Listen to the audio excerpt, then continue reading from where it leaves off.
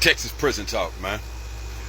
This is a topic that can... I'm going to touch on Justice23 video about that heat because it is so hot in Texas. In North Texas, every day it's 108, 109, 110. My truck says it feels like 112 right now.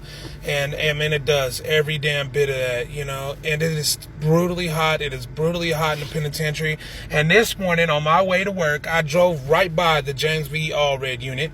And there was... outside working already. There were inmates working in the mowing the grass. One of the inmates was driving one of those zero-turn mowers. Another inmate had a vest on and he was picking up trash. And then there was a boss out there. You know what the boss was doing? He had a weed eater and he was weed eating. He was getting it after it too. So it's not just the inmates out there that are out here in this heat. It's the bosses too.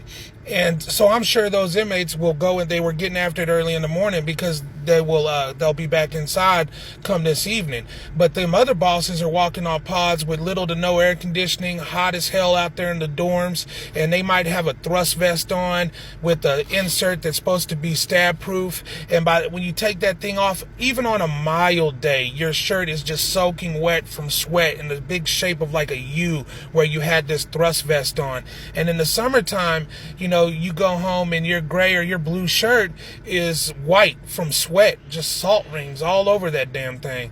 And so, yeah, the inmates, it is brutally hot for them, and it is brutally hot for these officers. Everybody is hot. It's just, brutally hot, you know what I mean?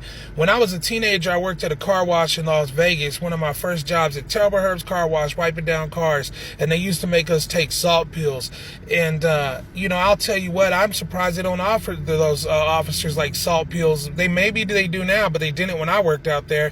You was just going to be hot and sweaty and miserable. You want to talk, you have to work for 12 hours for 4 days, and imagine if you know every day that you're going to work, it's going to be 109, 108, 107, 109, you know? So that's the view of a correctional officer. We're miserable too. And if you got to walk up and down 3 flights of stairs to do all this in and out and running, you better stay hydrated. You better be drinking like liquid IV and things like that, man, because just regular Gatorade probably isn't going to keep them electrolytes. And my other suggestion, I would let y'all know that y'all have to drink electrolytes and stuff before you actually lose all your electrolytes. So if you're going to be out there sweating all day tomorrow, start rehydrating today to keep yourself alive and well, because it is brutal and it is hot. And people are dying, man. I'm surprised we don't hear more about officers falling out and dying, you know. But this is my perspective of a correctional officer. We know the inmates got it bad. It needs to change for them, because Justice23 says in there, we do got to treat humans like humans, and they're not animals, they're people. And if we're going to sentence, I've said it before, if we're going to sentence a person to a life sentence, we have to afford them the opportunity to live a lifetime. That's the debt that they owe, and that's the debt that they should pay. But you got to keep them alive that long. That's our responsibility as Americans, as human fucking beings. But that's just my opinion. Y'all have a good day.